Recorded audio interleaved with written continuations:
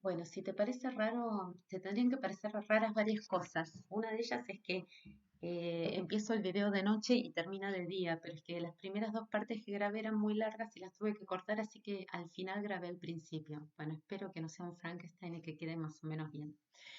Te cuento por dónde íbamos, ¿no? Veníamos de acá, de contarte que estamos hoy trabajando con teorías pedagógicas, es decir, que estamos trabajando con relatos que surgieron en algún momento de la historia y que todavía quedan entre nosotros, mezclados, que conviven y cuando uno habla de educación en general hace alusión a alguna de esas teorías pedagógicas que en algún momento se gestaron, las que compartió Gladys la clase pasada y las que vamos a compartir esta clase.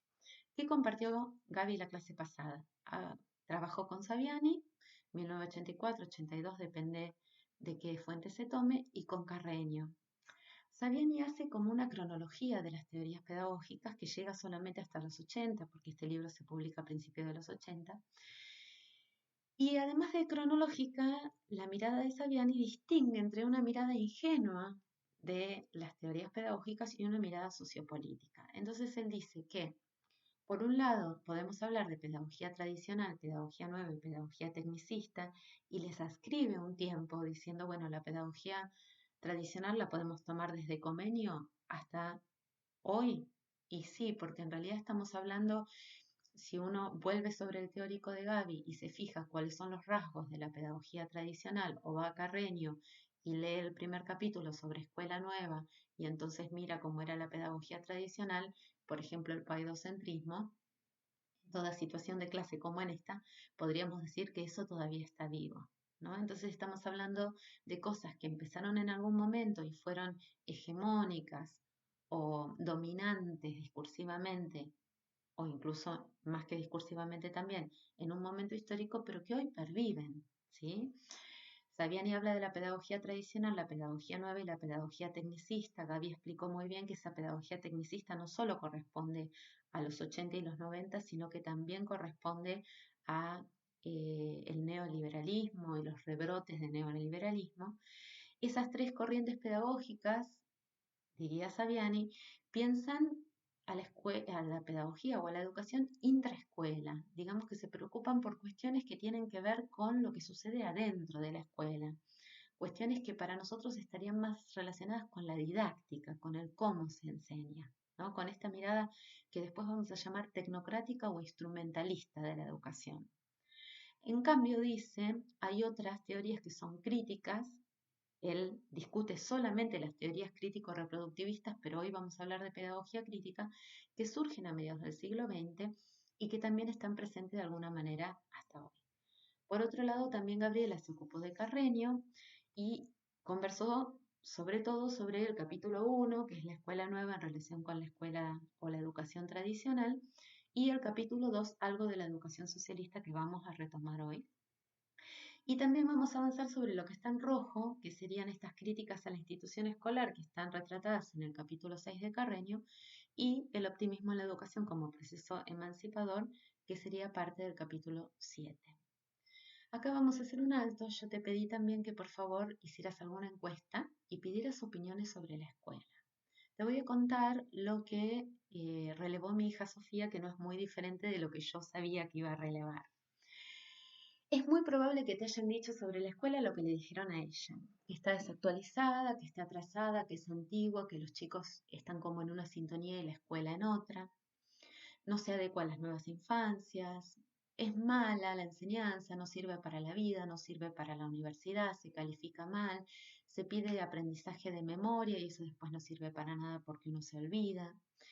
Dos cuestiones que parecen contradictorias, ¿no? Que la escuela trata a todos por igual y no respeta las individualidades. Seguramente te acordás con esto del video que te pedí que vieras en el primer teórico del juicio a la escuela y el famoso relato del pez que se le pide que suba a un árbol, que si a todos les pedimos que suban a un árbol, el pez cómo va a ser, etcétera. Que supongo que es lo que estos amigos de mi hija Sofía le trataban de decir cuando opinaban sobre la escuela. Pero a la vez se dice que la escuela hace diferencias, por ejemplo, el trayecto público, algunas escuelas públicas son muy diferentes de algunas experiencias en escuelas privadas y entonces debiera ser igual, pero antes decíamos que igual no. Bueno, No contempla a los sujetos como sujetos de derecho o sintientes, le dijo alguien, se interesa por lo cognitivo, y una persona incluso dijo que es patética. Y yo lo copié porque me parece que sirve para recordar que yo pedí opiniones sobre la escuela, no malas opiniones sobre la escuela. Y entonces que esto me parece particularmente interesante. No sé si esto lo voy a volver a decir porque esta parte del video la estoy regrabando porque lo había hecho muy extenso y no lo podía subir a YouTube. Pero esto no es pensamiento crítico. Este ejercicio de dar la opinión sobre algo no es lo que nosotros llamamos crítica cuando hablamos de pedagogías críticas.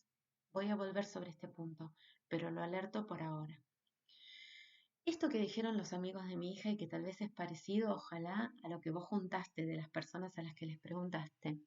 ¿Es nuevo? ¿Es la primera vez que lo escucho yo? ¿Es la primera vez que se dice? Bueno, la verdad que no. Todo esto empezó en la segunda mitad del siglo XX. Es decir, que hace más de 70 años que venimos con esta perorata respecto de la escuela. Acá puse como tres diferentes momentos que ha tenido, que son de alguna manera cronológicos si estoy siguiendo a Carreño, que ha tenido nuestro sentir por la escuela. Al principio, durante el siglo XIX, principio del siglo XX, teníamos fe en la escuela. Todos creíamos que con la escuela íbamos a poder evolucionar y progresar hacia un estado más humanitario. Pero bueno, pasaron las guerras, pasó el holocausto, pasaron las bombas nucleares y por supuesto perdimos la fe en la humanidad y en lo humano que tenemos, lo que la humanidad tiene de humano. Y entonces se vinieron como tres cascadas interesantes, ¿no? Como tres movimientos. El primero de desencanto, de formalización, el segundo de reproducción o opresión y el tercero de oportunidad y esperanza.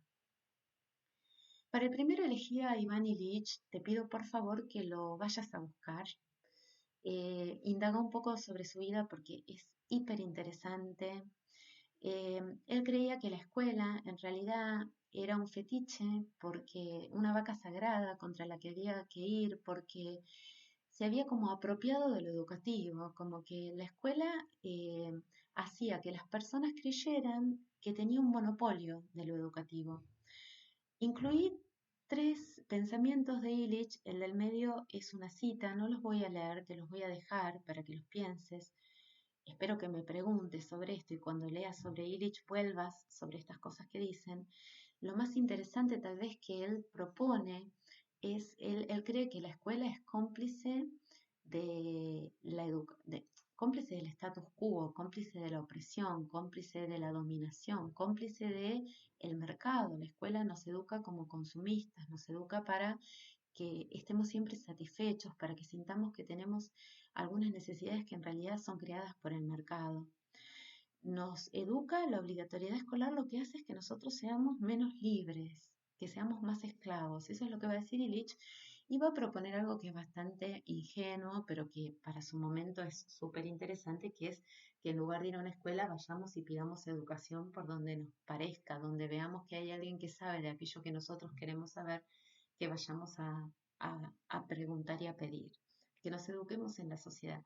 Por supuesto, acá hay algo que soslaya y que para mí es muy importante y que también tiene que ver con algo que voy a decir más adelante de Gramsci y Rousseau, y que es esto de que uno no puede ir a buscar lo que no, ni siquiera conoce, ¿no? Uno piensa en la escuela como el lugar donde el niño por primera vez se pone en contacto con que hay algo que existe y le puede interesar, entre otras cuestiones.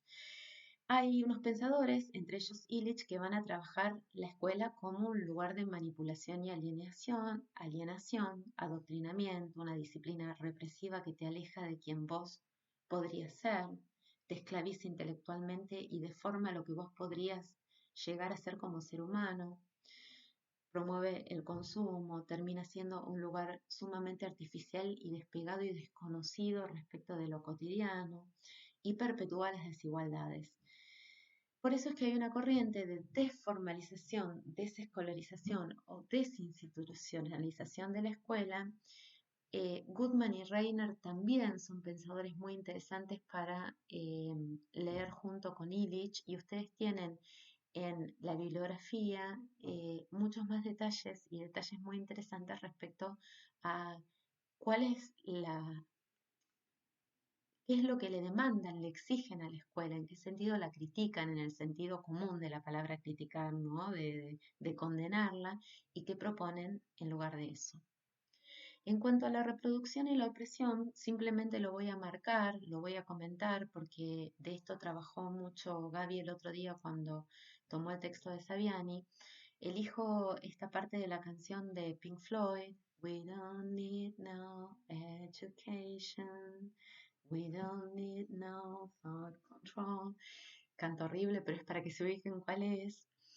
Eh, ¿Qué es pensar esto, no? Que la escuela es un lugar en donde entran personas con sus individualidades, con su vitalidad, con sus ganas de ser algo especial, diferente, y son trituradas en una máquina que solo hace ladrillos para una pared, ¿no?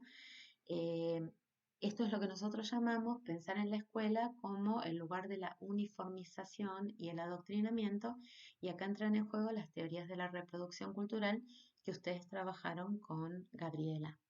Saviani lo trabaja con Bourdieu y Passerón, con el Tusser y el aparato ideológico del Estado, y con Baudelot y Stablet y la escuela dualista.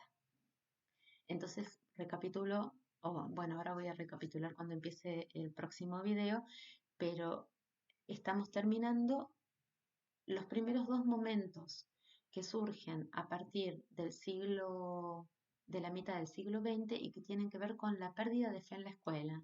Primero, como un desencanto total y pensar en educarse por fuera de la escuela, y después con una condena a la escuela por ser el lugar que nos hace obedientes y que garantiza la reproducción de las desigualdades.